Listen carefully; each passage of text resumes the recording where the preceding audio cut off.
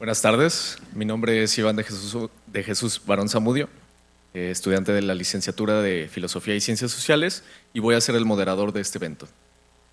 En nombre del Departamento de Filosofía y Humanidades del ITESO les doy una cordial bienvenida a esta presentación de libros sobre el colorido de la vida y la fenomenología de lo inefable del doctor Antonio Sirión Quijano. Antes de comenzar, me permito recordarles algunas normas de la universidad en materia de protección civil. Se les solicita a todos los asistentes que en caso de alguna emergencia que nos obligue a evacuar el auditorio, se dirijan sin gritar y sin empujar hacia la puerta que se encuentra frente a ustedes a su lado izquierdo, la cual tiene barra antipánico y se abre empujando. Al abrir la puerta encontrarán una escalera por la que hay que bajar al nivel 1 o planta baja y caminar hacia el jardín. Ahora estamos en el nivel 2 y medio. Les recordamos no usar el elevador, se les pide tener especial cuidado con los niños y personas con discapacidad. De requerir algún apoyo, pueden acudir con el personal del ITESO. Dicho esto, me permito ahora presentar a quienes participarán en la presentación. En primer lugar, nos acompaña el doctor Pedro Antonio Reyes Linares, miembro de la Compañía de Jesús y profesor de nuestro departamento.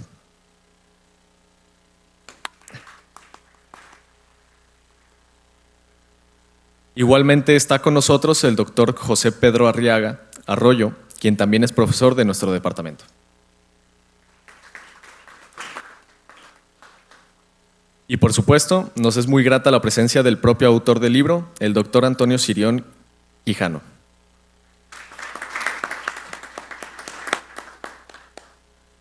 Para comenzar, pues, tendremos la presentación del profesor Pedro Reyes.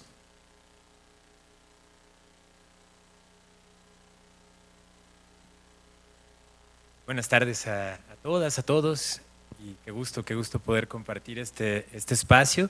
Y antes que nada quisiera agradecerle pues a Pedro, mi tocayo, por su invitación a comentar este libro, y agradecerle al doctor Sirión pues la redacción del libro, que además es bueno, ya lo iré diciendo en la presentación, pero me resulta un verdadero honor poder ser testigo de la marcha de pensamiento que ha seguido en estos últimos años. Además de que pues conocer en persona al autor que hoy nos acompaña, yo creo que es para todos un gran placer y un gran gusto, pues su trabajo de tantos años para ayudarnos a las personas de lengua hispana a acercarnos con precisión a la compleja obra de Husserl y especialmente a su obra posterior, a Ideas 1, resulta pues un gusto y un honor que tenemos que aquilatar. De verdad, muchísimas gracias por ese trabajo de tantísimos años, por todo el trabajo en el diccionario, por todo el trabajo en la exégesis, digamos, de esta inmensa obra husserliana. Voy a permitirme leer algunas reflexiones que he hecho a partir de la lectura del libro, y lo haré en 3 pasos. Primero, quisiera atender al modo en que está compuesto el libro y la invitación que nos hace a acompañar una trayectoria, no solamente de ideas, sino del curso vital de un investigador.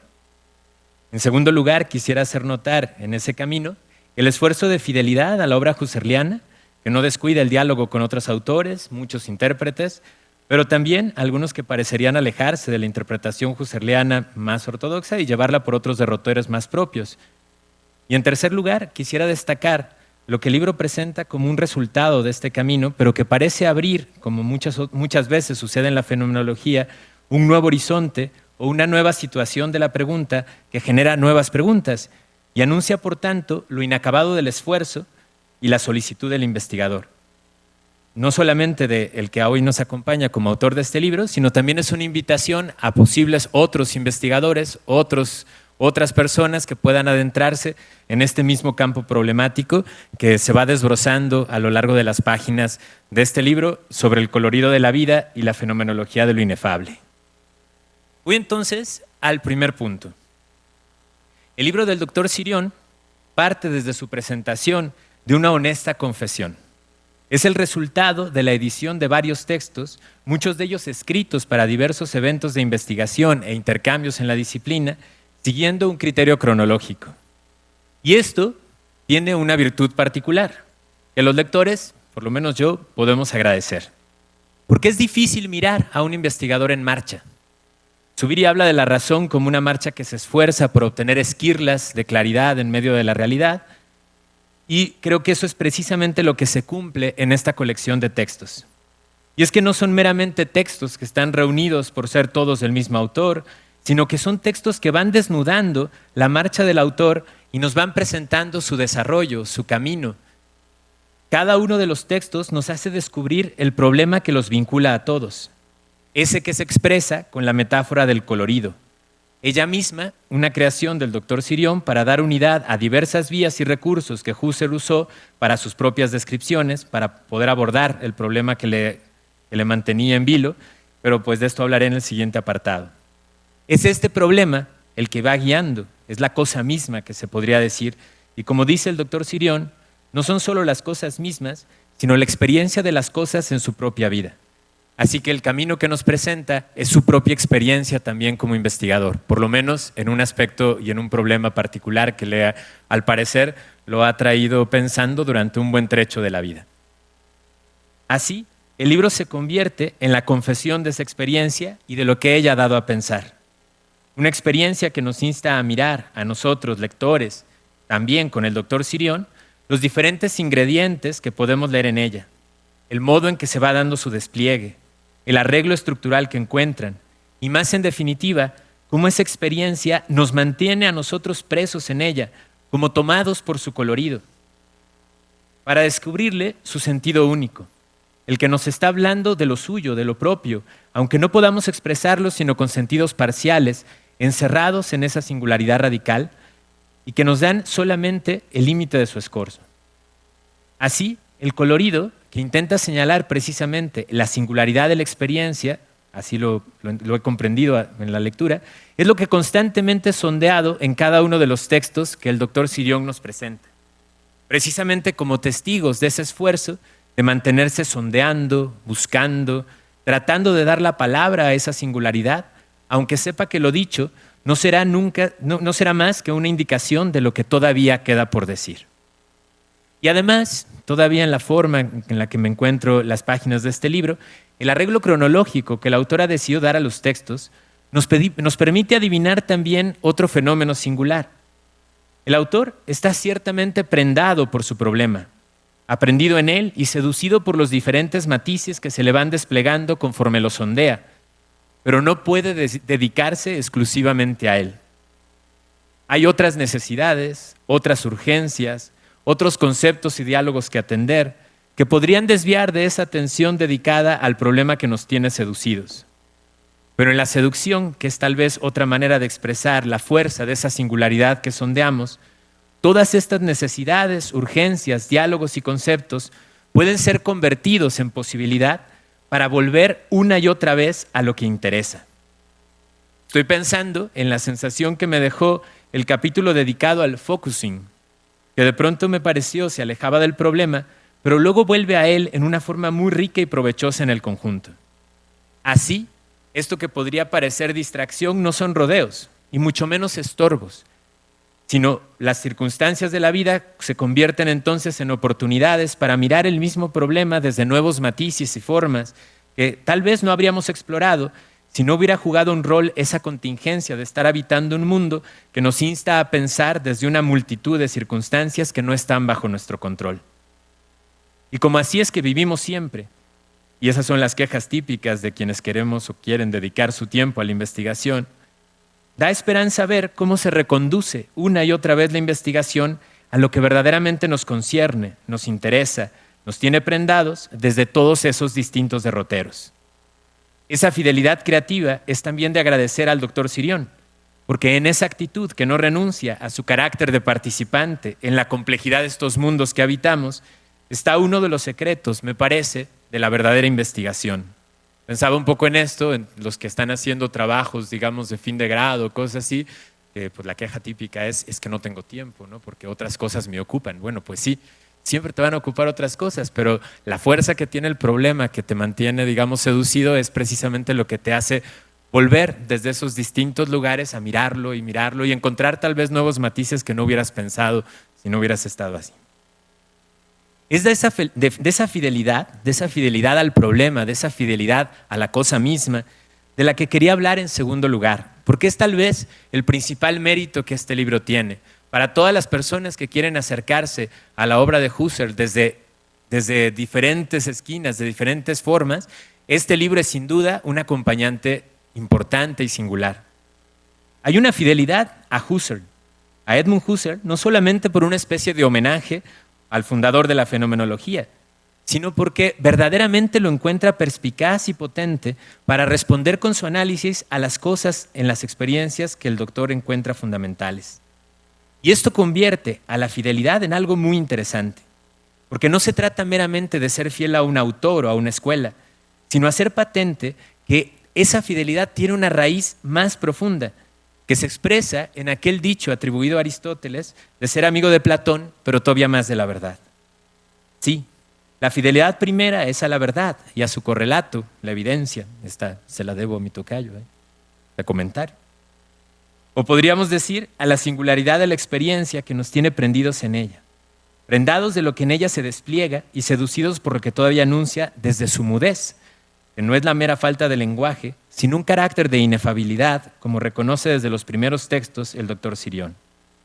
Pero aquí, la fidelidad a la verdad no lleva al abandono del autor que supuso la entrada a los ejercicios filosóficos, sino por el contrario, a su profundización, desde aquella máxima, que me permito citar, de Ignacio de Loyola, de salvar la proposición del prójimo, a la que ha de verse inclinado todo buen cristiano y me atrevo a decir todo buen investigador. Y el doctor Sirión sigue en esto al santo vizcaíno en la sabiduría de todos sus pasos. Y si no la puede salvar, pregunta cómo la entiende. Y en estos tiempos en que hay muchas cosas que se dicen de Husserl y muchas de ellas inexactas, esa actitud de volver a los textos, a la letra misma y a tratar de leer en Husserl el espíritu de su esfuerzo, porque se confía fundamentalmente en que esa pasión por la verdad que ahora nos tiene poseídos era también la suya, nos hace disponernos a preguntarle a Husserl qué ha dicho, qué se ha preguntado, qué intentó formular, qué esperaba conseguir, qué no supo decir, qué descubrió que no se podía decir, que era inefable. Y esto preguntando a los textos, a la letra, que no se supone como vacía de espíritu y declaración muerta, sino por el contrario, como signo e indicación de una búsqueda abierta por el padre fundador, pero que todavía tiene mucho que dar. Para todos los que hoy están leyendo a Husserl, todos los que de pronto lo leemos, para todos los que llevan clases de esto, pues aquí hay un camino abierto que todavía tiene mucho que investigar. Y tal vez lo bonito de Husserl es que no te tienes que casar con su discurso, sino más bien que te abre el terreno de una pregunta que se presenta una y otra vez y siempre novedosa a quienes emprenden ese camino en los distintos momentos de la historia, en las circunstancias que vivimos, etcétera, y para respondernos diferentes preguntas e inquietudes. Leer a Husserl es también una experiencia que en su singularidad nos tiene poseídos y se nos revela con la fuerza de su alteridad, de lo suyo, que nos da que pensar y también nos enseña a hacerlo, siendo fieles y entrenándonos en una actitud, una manera de estar, sentir y considerar lo que estamos experimentando. Y para volver al tercer paso del dicho ignaciano, y si aún no lo puedes salvar, si te pareciera imposible salvar esa proposición, busque todos los medios para que bien entendiéndola se salve. Y es que la proposición del prójimo puede ciertamente retarnos y requerir de otros medios para entenderse bien. No solamente para que nosotros que lo escuchamos y queremos recibirle con amor y verdad lo entendamos, sino también para el mismo prójimo, que puede mirarse en nuevas propuestas como nuevos espejos, que le devuelvan de una manera más clara la figura que nos ha querido dar. Y creo que esto no es una traición, sino precisamente la llamada a la creatividad que coloca al autor y a su intérprete en una relación que no niega el respeto a la fundamentación que distingue este peculiar diálogo, pero que sí otorga la posibilidad de crear palabras, situaciones y ámbitos en los que lo que ya se ha dicho pueda volver a decirse e iluminar el problema con nuevos matices y nuevos colores. El colorido, esta metáfora que mencionaba yo antes y que da título al libro, me parece que es precisamente una de estas palabras que el doctor Sirión propone con respecto a su propuesta fenomenológica para poder leer en ella la unidad de esas coloraciones, resplandores, huellas, impresiones, finalmente el carácter impresional originario de vivacidad que podría encontrarse presente en toda afección y en la conciencia, y finalmente también, como él mismo va a llegar en su texto, como la entraña de la conciencia interna del tiempo. La expresión colorido nos ayuda a mantenernos en la investigación, en su curso, en lo que se nos impone en cada uno de sus matices, de sus colores, de sus resplandores y también de sus dificultades y oscuridades. La expresión tal vez haya de encontrar después otros modos de decirse, porque el compromiso y la fidelidad es con el problema y no con las expresiones. Pero su propuesta no desplazará de esa experiencia de fidelidad a Husserl y a sus no se desplazará de esa experiencia de fidelidad a Husserl y a sus propias indagaciones, sino que por el contrario será otro modo de reconocerlas, a decir de Ignacio de Loyola, de salvarlas.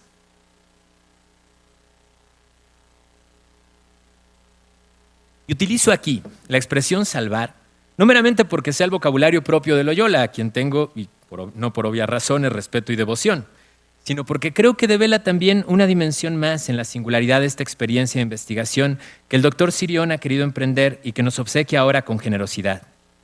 La investigación así llevada salva, porque nos permite descubrir que lo que está en juego aquí es la peculiaridad y el verdadero valor que hemos de reconocerle a la vida en su concreta búsqueda de interés. Tantas páginas en este libro no son meramente, si es que puede decirse que eso existe, un ejercicio académico. Más bien, dejan ver que el ejercicio académico llevado con esa perseverancia y fidelidad nos está expresando la posibilidad de que la vida se interese por sí misma, por su propia realidad y por su propia verdad, hasta llevar nuestros esfuerzos a los límites mismos de su inteligibilidad y a su vértigo. Esta es una investigación que se mueve en los límites y en su posibilidad. Y con eso entro al tercer punto y último que quería plantear. Las páginas de este libro nos van conduciendo, junto con el propio doctor Sirión, y ese es el mérito de la edición que nos regala el escrito en tiempo real, a la singularidad que nos mantiene en vilo, experienciando en cada una de nuestras experiencias concretas, concretísimas por esa singularidad precisamente, sin que podamos darlas por dichas, objetualizadas, como un paso más que ya hemos dado y que podemos dejar atrás. En cada una de ellas, nuestra vida se encuentra desbordada, tomada, aprendida, pero no como en una cárcel que nos encadena y paraliza, sino como la entraña misma de una vida que se nos revela llena de matices, de emociones, de afectos, de impresiones, tendencias. Esa vida que es lo coloreado en primer lugar. Cito ahí al doctor Sirión. Estamos prendidos en esa multitud, en esa complejidad, encontrándonos siempre en ese carácter singular y único de lo que ahí nos está pasando y que nos constituye en respuesta, y respuesta agradecida en primero y fundamentalísimo lugar.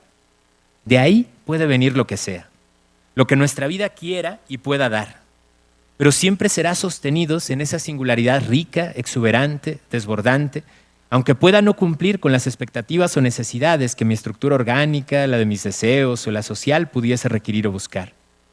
Aún en la pobreza más brutal, ese primer sostén no se perdería, y todo lo que pudiese darse, por pobre que pudiese parecer, tendría la marca de esa singularidad que nos impresiona originariamente, que se nos da. Y ahí, en ese don, impresión originaria, todo es anuncio, ámbito de lo que puede venir a darse, de lo que puede también aparecer. Es la singularidad anunciándose en sus infinitos matices, maneras, expresiones, tendencias, mociones, etc. Es entonces, me parece también, lugar de esperanza. Esperanza de verdad, de belleza, de bondad. Esperanza también de poder en lo que nos queda de vida, pues siempre hablamos de vida concreta, de rehacer, reiniciar, recrear, salvar. Pido perdón si esto último traiciona el carácter riguroso y científico que el doctor Sirión ha dado a su trabajo, pero no quería dejar de dar ese testimonio de mi propia experiencia de leerlo y de encontrar en él razones para mi esperanza. Tal vez sea una intrusión poco acertada de mi parte. Por último, quisiera volver a la forma del libro, con algo que dejé pendiente en la primera parte de lo que les compartía.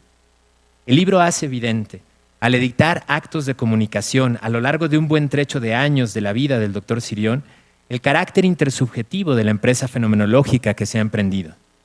Más evidente queda todavía cuando acomete las observaciones críticas de Roberto Walton, Luis Rabanaque e Ignacio Quepons, colegas todos del doctor Sirión de indudable calidad y valor, y la responde con honestidad, planteando sus objeciones y las respuestas que les da en el capítulo final del libro.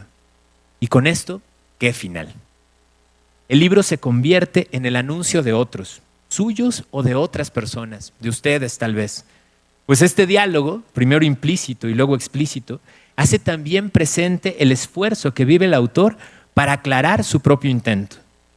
Abierto a su problema, ha quedado también susceptible a la mirada y al juicio de sus propios colegas, todos amigos y amigas también de la verdad, que le proponen espejos, tal vez en ciertos casos un tanto deformados, o así lo podría valorar en momentos él, donde mirar lo que ha podido entregar y cómo puede todavía entregarlo mejor. Y ahí la filosofía y la fenomenología en particular encuentra su expresión más propia. Es búsqueda de la verdad, sí, y eso implica también buscarla de la mejor manera.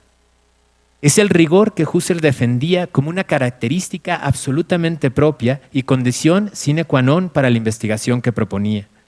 Y en realidad, creo que diría el mismo Husserl, para cualquier investigación que se precie de serlo absolutamente en serio.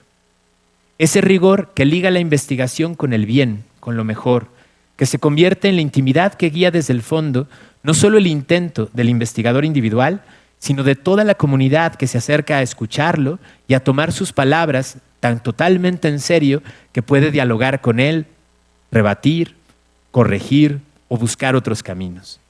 Es ese rigor que nos hace capaces de ir más allá del elogio y fundar la amistad, como en el ejemplo de Sócrates o del mismo Husserl, en precisamente ese intento por la verdad, por lo mejor. Al final, es descubrirnos todos compartiendo ese modo peculiar en que la singularidad de la experiencia, de la vida, nos sostiene a cada uno, dialogando cuando se puede y pidiendo bien, verdad y gracia para todas las que estamos sostenidos y comprometidos en el colorido de la vida. Hoy también para nosotros que estamos aquí.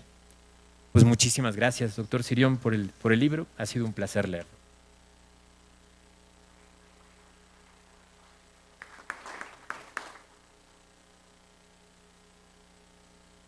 Ahora tendremos la intervención del profesor Pedro Arriaga. Muchas gracias, Iván.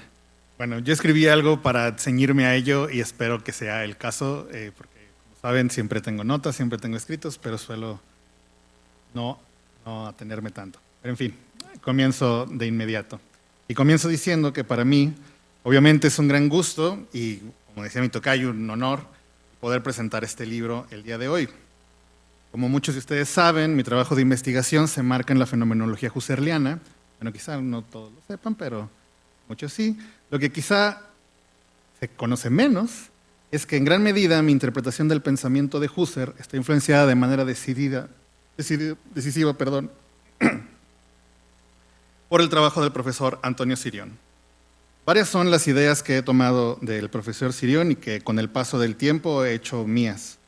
Pero pues no es este el lugar para hacer un repaso de ellas, y solamente quiero mencionar una que es la que creo ver plasmada nítidamente en el libro que nos ocupa hoy. Tal es la idea de que una investigación filosófica no tiene su fundamento último en lo escrito por tal o cual autor o autora, sea este Husserl u otro u otra. Se trata de la idea, pues, de que los textos filosóficos por sí mismos no tienen jamás la última palabra sobre los problemas que nos ocupan al filosofar, por más ayuda que estos nos brinden, y cabe decir aquí, y nos brindan muchísima ayuda, pero la cuestión es que más bien esta última palabra siempre la poseen indefectiblemente las cosas mismas. Y añado, otra vez, esto es algo que leí en Antonio, en el libro donde discute con Ángel Xolocotzi sobre la interpretación del lema las cosas mismas.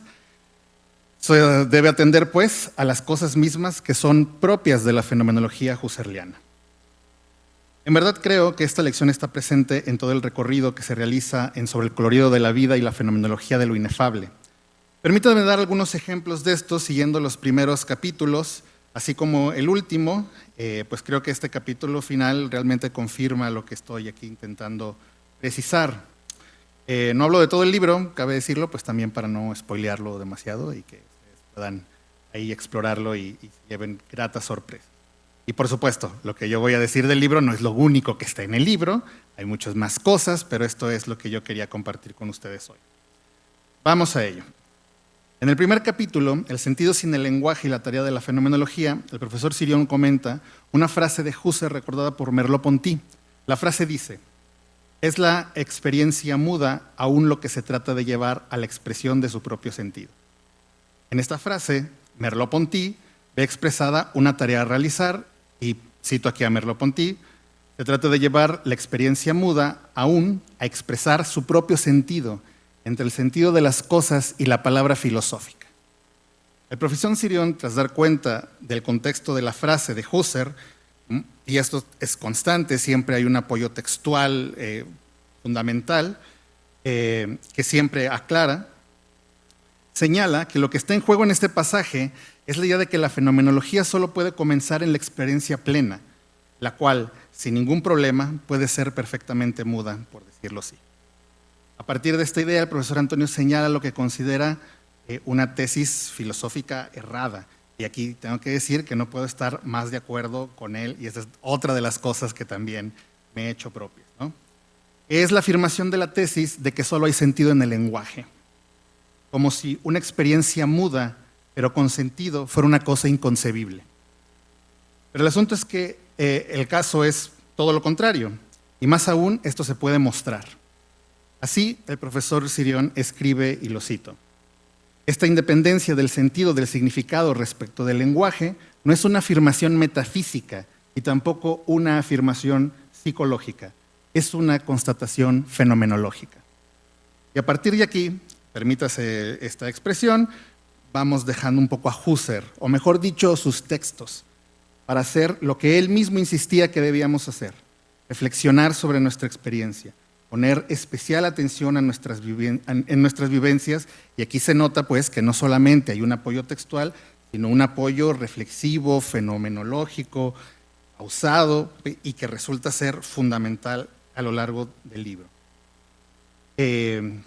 Repito, estas vivencias, estas experiencias que son nosotros, que son nuestras experiencias, son las cosas mismas de la fenomenología. A partir de aquí, pues, se puede echar mano de uno u otro autor, de manera muy agradable. Por cierto, el profesor Antonio echa mano de Vicente Huidobro y de Luis Abad Carretero en un ejemplo muy bonito de Filosofía y Niñez, donde platica, bueno, se los dejo a ustedes, está bonito el ejemplo. Con tal de que estos autores nos ayuden a intuir en nuestra propia experiencia la que precisamente nos hace caer en cuenta que el mero escuchar un ruido, observar una luz clarísima o tocar una textura es una experiencia plena de sentido, con independencia de cualquier preferencia que emitamos o que podamos emitir. En este punto cabe resaltar: si podemos ver que hay un desatino en las ideas de Merleau-Ponty, una cierta confusión en lo que dice, no es por la heterodoxia husserliana que parece profesar, sino simplemente, pero también más gravemente, porque parece desatender el fundamento mismo de la fenomenología en este pequeño aspecto, que sería la experiencia misma. Quizá, eso sonó muy fuerte ahora que lo leí en voz alta. Cuando lo escribí no sonaba tan fuerte. Pero bueno, en el segundo capítulo, que se titula ¿Será posible una fenomenología de lo inefable?, el profesor Sirión presenta un primer esbozo del tema del colorido de la vida, que encontrará en un ejercicio descriptivo que me permito llamar aquí, rápido y mal, natural, dado que prima facie, de primera vista, no es y no pretende ser estrictamente fenomenológico, aunque bueno, esto quizá pueda ponerse en duda. El caso es que la pregunta que guía el capítulo es la que interroga por la existencia de algo inefable en nuestra experiencia. Así, a lo largo de las líneas, el profesor Antonio recurre a la reflexión sobre ciertas experiencias cotidianas, muy mundanas, en las que se busca lo inefable. La lección, que cabe precisarse aquí, es una vez más la de ir a las cosas de la fenomenología. Y esto se recorre en todo el texto.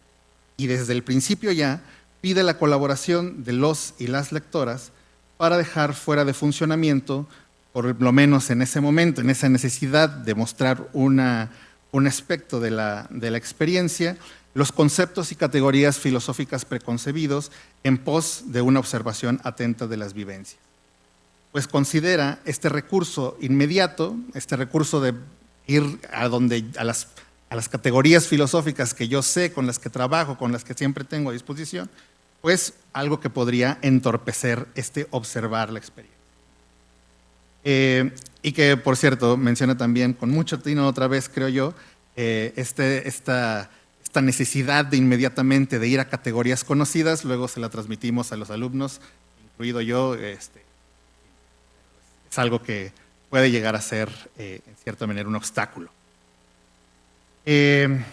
Sobre esto, recupero brevemente una frase de este capítulo.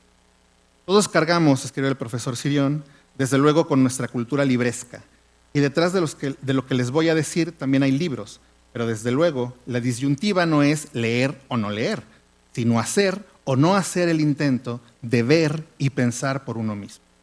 Leer, sí, claro, pero pensando, y sobre todo y ante todo, pensar.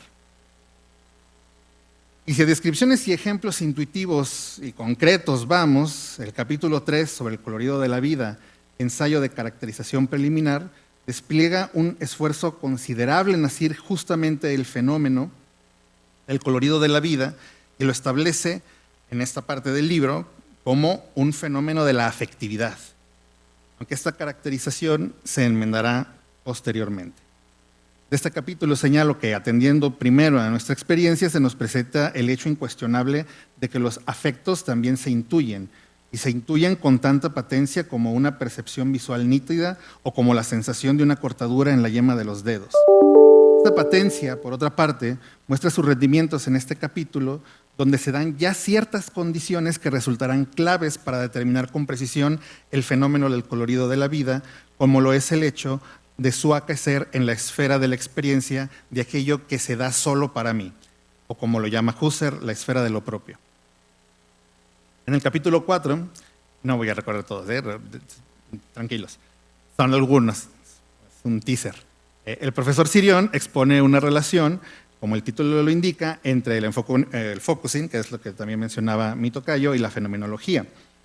En este capítulo, donde se relacionan una técnica o disciplina terapéutica con la fenomenología, lo que deseo destacar es que toda conversación adecuadamente desarrollada entre la fenomenología y otras ciencias, u otras disciplinas, u otras filosofías, debe estar siempre y permanecer siempre atenta a los principios fenomenológicos y a lo que de ellos se extrae. Esto evita que las relaciones que se señalen sean meramente conceptuales, o peor aún, meramente nominales, ¿no? O sea, usan la misma palabra y por lo tanto se deben de parecer. Con el vocábulo fenomenología esto es, todo un asunto. Medir las distancias entonces y las afinidades de la fenomenología no se puede hacer realmente con productividad real sin tener claro los principios y los resultados de la fenomenología en sí misma. Dejo sin comentar aquí entonces los siguientes capítulos. Los dejo un poco en suspenso para que ustedes puedan descubrirlos, y solo diré lo siguiente. Sigo viendo en el resto de los capítulos en práctica, en una medida u otra, la idea que estoy siguiendo. Y voy ahora al último, que es el más largo, pero igualmente el más interesante de todos. En este capítulo encontramos un redireccionamiento de la investigación, un cambio fundamental en la caracterización del colorido de la vida. No se trata ya de abordarlo como un fenómeno de la afectividad, sino de comprenderlo como una condición de la temporalidad de la conciencia. Cabe aquí decir también que, estamos hablando mucho del colorido de la vida, pero se trata, pues, digamos, en estos momentos donde era una cuestión de la afectividad, precisamente la vida, la metáfora funcionaba porque la vida se colorea de cierta manera, ¿no? Hay cierto, así como cuando vemos el mundo gris, porque estamos tristes, o lo vemos de rosa, porque estamos enamorados. Es un poco la metáfora que estaba aquí funcionando, ¿no? Y claro, esto es una experiencia unitaria de toda la vida y de momentos, ¿no? Todo esto es importante. Y nada más quería decirles esto como para que se dieran una pequeña idea de qué estamos hablando y una caracterización. Realmente es una buena metáfora, se intuye lo que se quiere decir. Pero bueno, aquí hay un cambio, como digo, de esta idea de entenderlo como un fenómeno afectivo a entenderlo como una condición de la temporalidad de la conciencia, o de la conciencia interna del tiempo. Tengo que decir que a mí también me parecía que entender el colorido como un fenómeno efectivo, y aquí esto que voy a mencionar es como un poco en lo que siempre estuve pensando a lo largo de la lectura del libro conforme las descripciones se iban desplegando, era problemático entenderla como un problema como una condición de la afectividad, sobre todo en relación con su inefabilidad. Me parecía una y otra vez que la inefabilidad no estaba tan ligada al hecho de ser un cierto tipo de fenómeno, sino a otra cosa que aún quedaba por precisar. En particular, esto me parecía dudoso, lo suficientemente dudoso incluso como para preguntarme a mí mismo si estaba entendiendo lo que estaba leyendo. Es decir, realmente me parecía que daba material para pensar, debido a que, en sentido estricto, muchos otros fenómenos también me parecían inefables, en el sentido en que las vivencias afectivas nos parecen que son inefables. Pensaba yo en particular en el ejemplo de los colores. Yo no puedo, de facto, y ese es un hecho de la vida real, ver ciertos colores, ciertos tonos de amarillo y verde, de azul y morado, de rojo y café, son indistinguibles para mí. Es decir, soy daltónico, soy discromático. Y por lo tanto, cuando me los nombran, y más aún cuando me los muestran, me parecen perfectamente carentes de sentido. Es decir, no puedo determinar a qué se refieren. Simplemente tengo que confiar en lo que se me dice. O también puedo desconfiar de lo que se me dice, pero eso es otra cuestión. El caso es que, por ejemplo, para alguien que no ve y nunca ha visto, no hay un conjunto de palabras o experiencias diversas que le puedan hacer entender qué es un color, porque, dicho de una manera muy general, un color realmente no es un concepto, sino es más bien un percepto. Son órdenes distintos de cosas. Lo cual quiere decir que, en ese sentido, los colores son inefables. Por supuesto que el profesor Antonio ya había considerado esta cuestión y había especificado en buena medida el tipo de inefabilidad de la que se trataba en el caso del colorido de la vida. Pero la distinción no me parecía a mí tan clara, y aún después de leer el libro, aunque me queda un poco más clara, creo que se puede esclarecer un poquito más. Bueno, pero sea lo que fuere de mis dudas, lo que quiero destacar y en lo que quiero seguir poniendo la atención es que, y sobre todo en este último capítulo, es la determinación con la que se señalaron errores anteriores, errores productivos, como también señala el profesor Antonio, sin embargo, pero errores que se asumen, que se aprende de ellos y que se sigue más allá de ellos. Claro que en este cambio hay lecturas de por medio y reconsideraciones sobre lo leído. En algún momento del libro el profesor Antonio nos comenta que no había tenido él familiaridad con el concepto de shimmer, ¿no? de tonalidad, de resplandor. Y bueno, eso es algo que se puede sacar, digamos, pues, de la lectura, obviamente. Pero, ¿qué habría que buscar en la obra de Husserl que se especificara mejor de lo que se está hablando?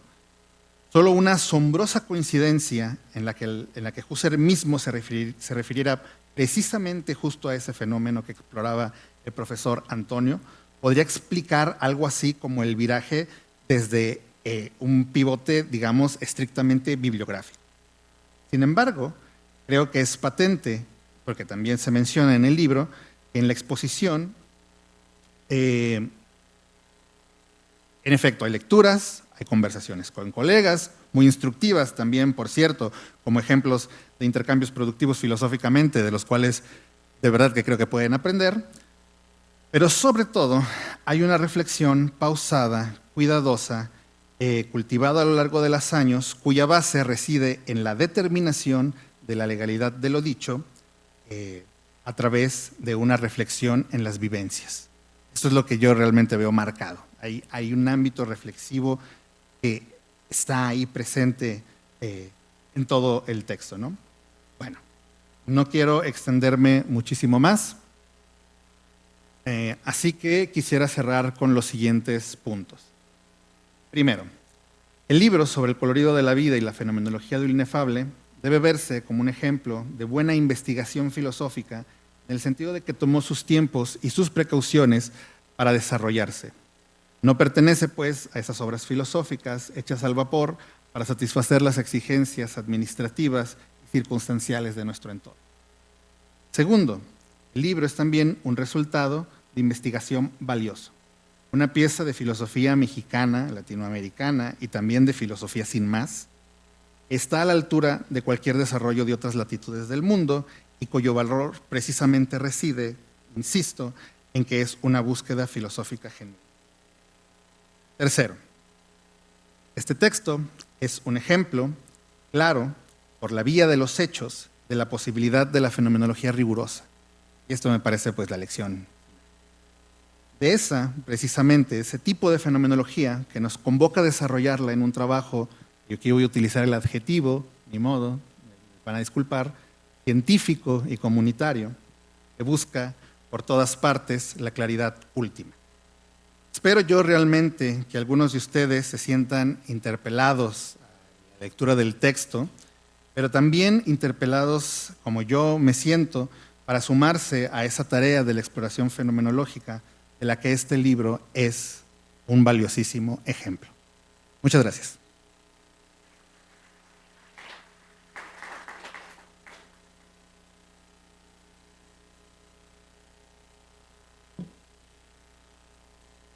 Antes de darle la palabra al doctor Antonio Sirión, me permito dar una brevísima reseña curricular.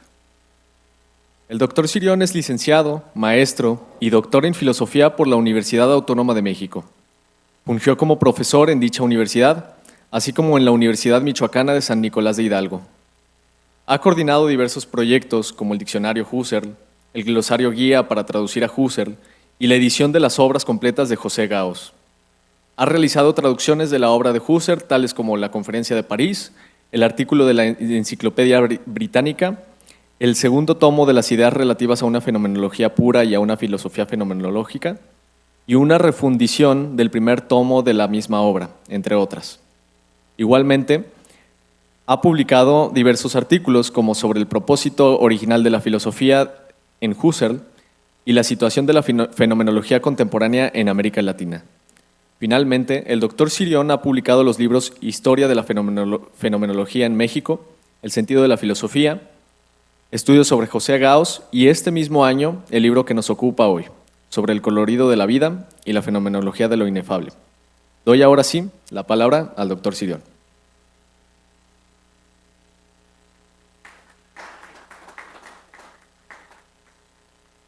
Muchas gracias. Muchas gracias a los que me precedieron. Muchas gracias a la universidad, al ITESO. Me da mucho gusto estar aquí en Guadalajara con estudiantes de filosofía. Siempre hay algo fascinante en ver rostros interesados en filosofía. Un auditorio como este. Y particular gusto me da porque durante muchos años he tratado de difundir la fenomenología husserliana en México. No se había podido, por una razón o por otra, sembrar alguna semilla en Guadalajara. Y finalmente parece que eso está ocurriendo gracias a la labor del maestro Pedro Arriaga. Esperemos que eso fructifique, que dé buenos frutos y que de aquí salgan investigaciones fenomenológicas interesantes. ¿Se me escucha bien?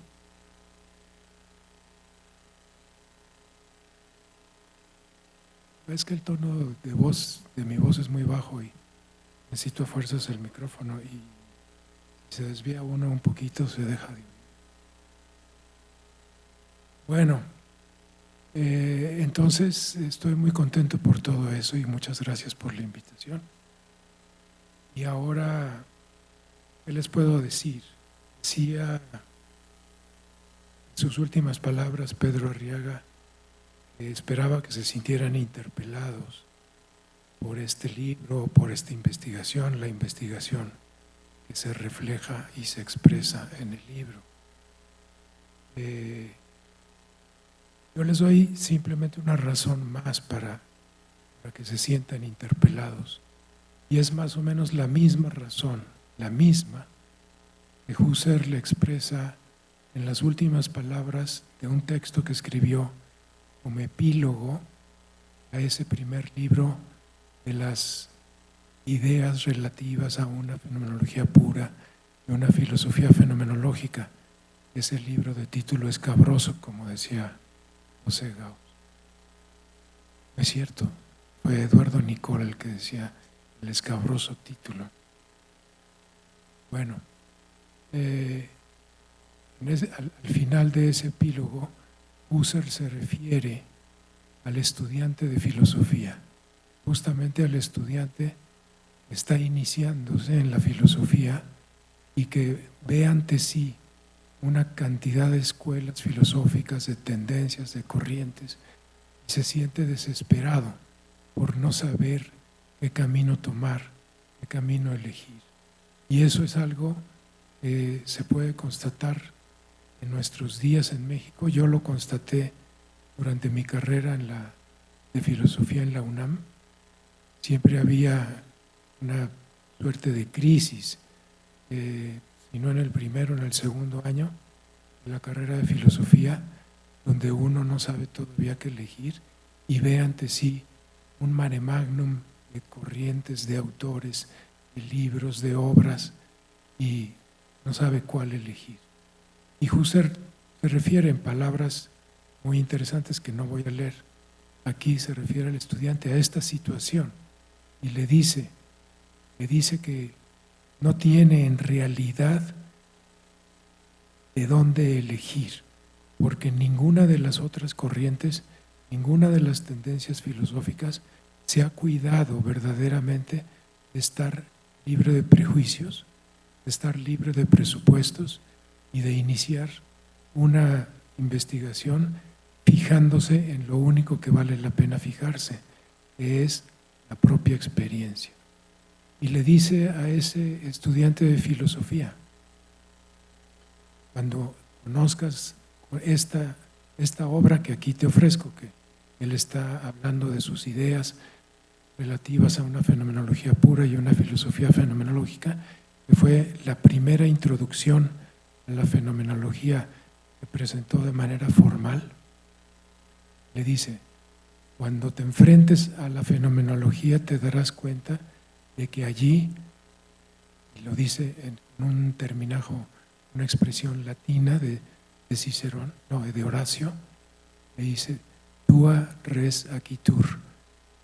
Aquí se trata de tu asunto, aquí se trata de ti. Esto es lo que quiero yo recuperar para ver si con esto logro que se sientan interpelados por el libro. También en este libro sobre el colorido de la vida y la fenomenología de lo inefable, se trata de ustedes, se trata de cada uno de ustedes, y además se trata nada menos que de cada uno de los momentos de su vida, de cada uno de los momentos de su vida, y lo digo absolutamente en serio. Ese es el tema del libro en su conjunto. Claro, hay varias temáticas adyacentes, anexas, que rodean este fenómeno del colorido de la vida, pero lo que es el colorido de la vida es una característica que tiene cada una de las vivencias que viven ustedes, cada uno de los momentos vivenciales.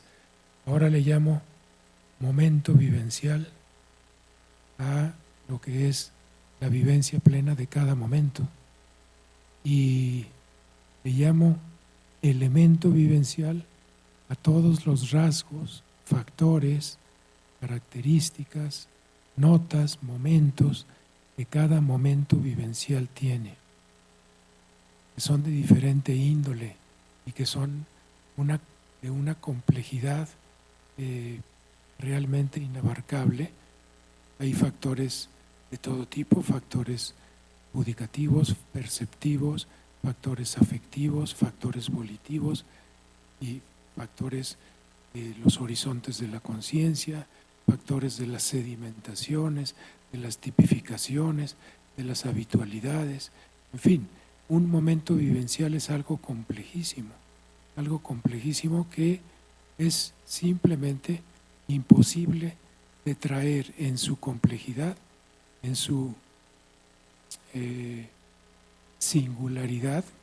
Se refirió mucho el profesor Pedro Reyes a la la cuestión de la singularidad, y es que cada uno de los momentos vivenciales, cada uno de los momentos de su vida, de mi vida, de nuestra vida, es un momento único, absolutamente irrepetible. Y de eso se trata aquí. ¿Qué es lo que hace que sea cada uno de esos momentos inefable?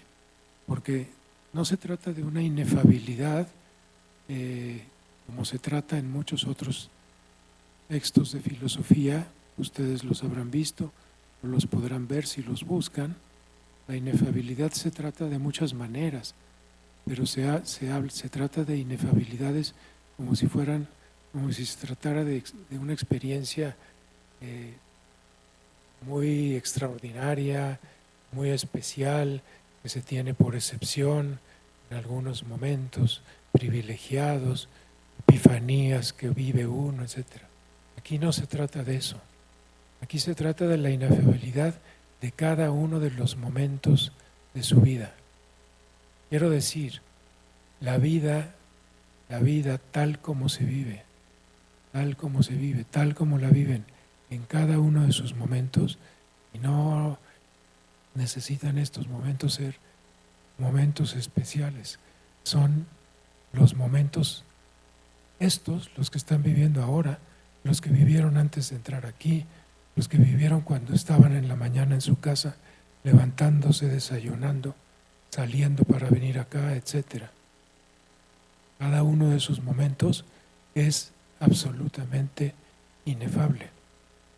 Y de eso justamente habla este libro. Claro, esa inefabilidad tiene dos razones, las dos importantes. Una es meramente cuantitativa. ¿Por qué no se puede expresar lo que yo vivo en este momento? Pues no se puede expresar porque la cantidad de factores, la cantidad de rasgos, la cantidad de notas que hay en cada momento que vivo es cuantiosísima, es prácticamente infinita, prácticamente inabarcable. Yo no podría al mismo tiempo expresar en una expresión sencilla lo que vivo aquí, lo que percibo, lo que entiendo de lo que estoy yo diciendo. Me estoy refiriendo a su vida en este momento, lo que estoy viendo al mismo tiempo en mi teléfono, lo que estoy tratando de entender de lo que usted está diciendo, lo que recuerdo al mismo tiempo, los afectos que surgen en mí, afectos que pueden ser de interés, de duda, de intriga, cierto aburrimiento, cierta pasión, cierta curiosidad, en fin, quizá frustrada, quizás cumplida. ¿Qué esperar? Las esperanzas que se tienen, como mencionaba también el profesor Pedro Reyes, las esperanzas. ¿Qué espero? ¿Qué quiero de esto? ¿Y por qué estoy aquí? ¿Qué me trajo aquí? ¿Qué intereses tengo? Etcétera. Todo eso es un cúmulo, un gran conglomerado de de elementos vivenciales, que son como los cuadritos chiquitos de la ilustración del libro. Cada cuadrito chiquito es uno de esos elementos vivenciales. Utilizo la imagen de la portada del libro como una metáfora de lo que entiendo por el colorido de la vida, que es otra metáfora. Y si quieren nos detenemos un poquito en eso, pero sigo un poquito con lo de lo inefable. Decía que había dos razones. La primera razón es simplemente cuantitativa. Eso es una inefabilidad cuantitativa. Es una cantidad tan enorme de factores vivenciales, de elementos vivenciales que componen cada momento singular de nuestra vida, que tratar de expresarla por completo es totalmente imposible fácticamente. Esa primera razón, la inefabilidad cuantitativa, es una razón a fin de cuentas fáctica, es simplemente la imposibilidad de abarcar nosotros todos esos factores, lo que hace el conjunto de la experiencia sea inefable. Como ven, no es una inefabilidad muy misteriosa, ni muy especial, ni muy excepcional. Es la inefabilidad de cada momento de la vida. Es cierto que tampoco nos interesa prácticamente nunca expresar el momento de nuestra vida en toda su plenitud, en toda su integridad. Siempre expresamos solamente algunos rasgos, algunos momentos, algo que se vive, algo que es correlato de nuestra experiencia, pero siempre lo expresamos recortado de la totalidad, de la globalidad de la experiencia en su integridad, de la vivencia plena, del momento vivencial pleno. Pero la segunda razón es más interesante, la segunda razón para que no pueda expresarse un momento vivencial, tal como se vive. Y la segunda razón es que todos esos elementos vivenciales de que consta, que lo conforman, tienen cierto carácter. Ahora le llamo estampa, tienen una estampa, tienen justamente un colorido. Justamente así como en esa imagen de los cuadritos que forman un cuadro más grande, ustedes de cada cuadrito pueden decir que tiene un color. Unos son amarillos, otros son guindas, otros son azules, etc. Cada uno tiene un color. Pero ¿qué es lo que tienen entre todos? Entre todos no tienen un solo color, pero sí tienen, o puede decirse así, tienen cierto colorido. Ese colorido que tienen es el color de la totalidad del cuadro completo. Eso si lo trasladan, es una metáfora, si lo trasladan al momento vivencial, a cada momento vivencial de su vida, se darán cuenta de que cada momento de su vida tiene también un carácter, una estampa, podrían decir, cierto aroma. Y yo también me fui por estas expresiones al principio de mi investigación. Pensé que esto era una cierta cualidad afectiva, tiene cierto aroma, cierto color, cierto resplandor.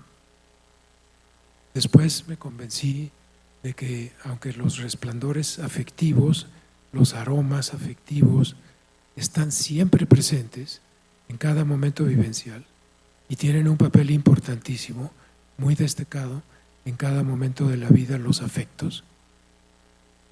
No solamente vivimos en cada momento vivencial afectos, vivimos también el correlato de las vivencias perceptivas.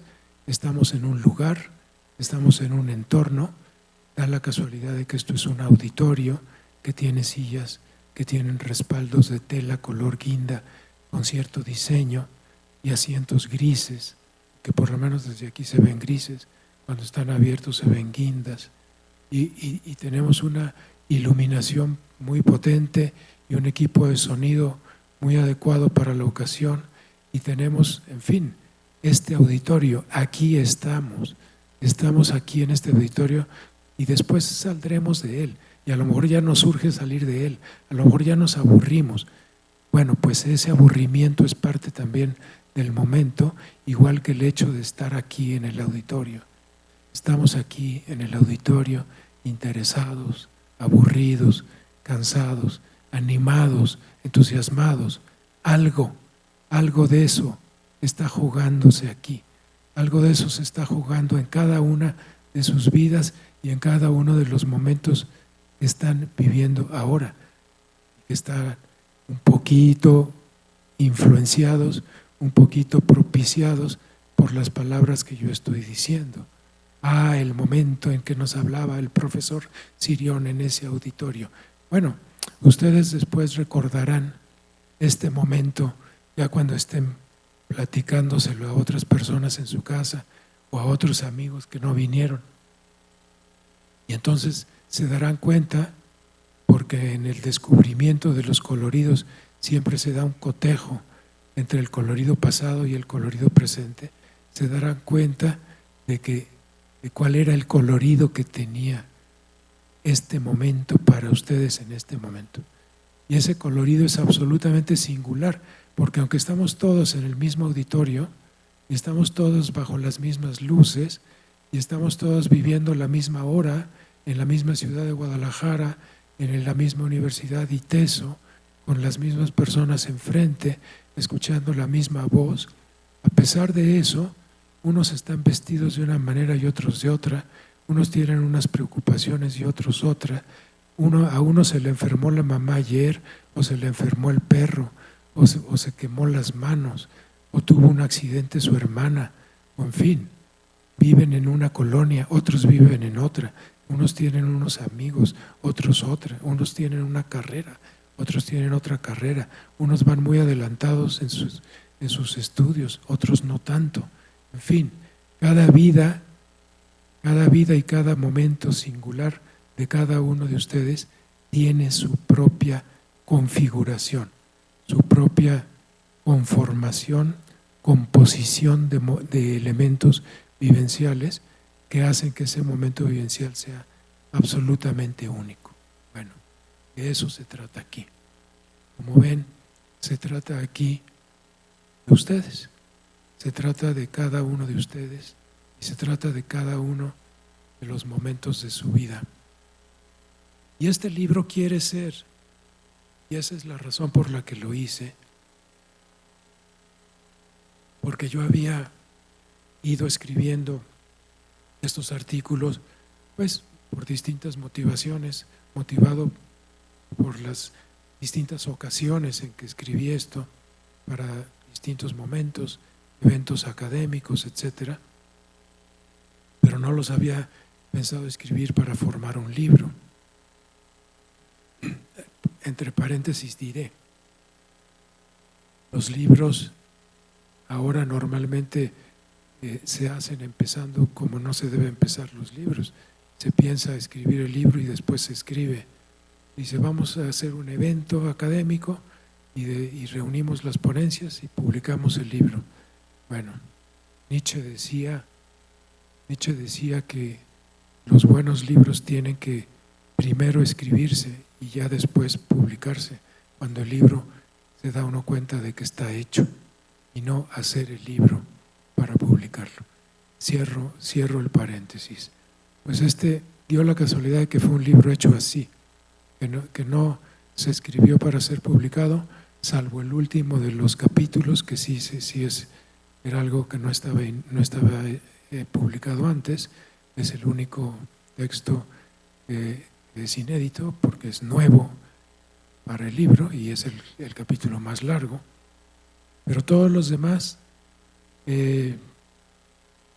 fueron haciéndose, simplemente fueron haciéndose durante la vida, y luego los reuní porque pensé que juntos podían, bueno, además de que me proponían y me invitaban a reunirlos y a publicarlos, etcétera, varios colegas, y en última instancia pues el jefe de la editorial SB, una editorial argentina que en nuestros días pues está muy pujante, y el director de la colección en la que aparece este libro, que es la colección Postvisión de la editorial SB, que se llama Jorge Rollero, colega argentino, me impulsaban a reunir estos textos en un libro. Bueno, finalmente accedí porque me parecía que juntos podían ser una introducción atractiva, podían ser no son para mí el resultado, ya la última palabra de la investigación, sino apenas el anuncio, apenas la primera palabra de una investigación que tengo por delante y que llamo yo la investigación en fenomenología de la vida en concreción. Esa fenomenología de la vida en concreción, pues es la fenomenología de la vida tal como se vive en concreción, en cada uno de sus momentos. Y esa fenomenología será la que, a fin de cuentas, cuando exista, pueda fundamentar de una manera sólida, científica, lo que este libro está apenas anunciando.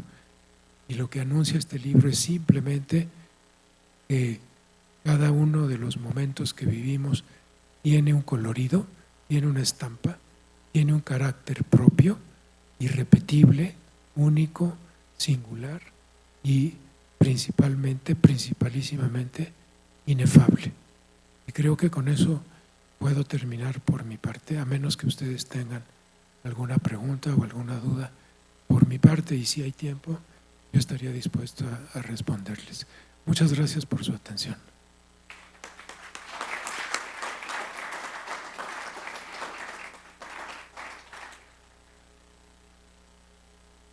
Agradecemos a los presentadores y al autor y abrimos el espacio de preguntas o comentarios del público. Si alguien quiere, levante la mano y le pasamos el micrófono.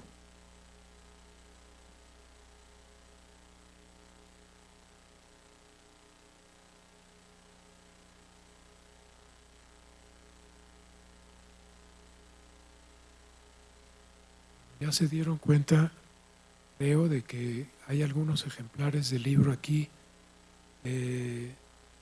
Estoy dando a un precio muy barato respecto del precio que tienen de lista.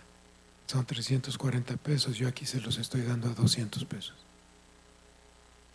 El dinero, si están interesados en el libro, se lo pasan al profesor Pedro Arriaga. Si alguien está interesado. Y entonces no va a haber preguntas. ¿No?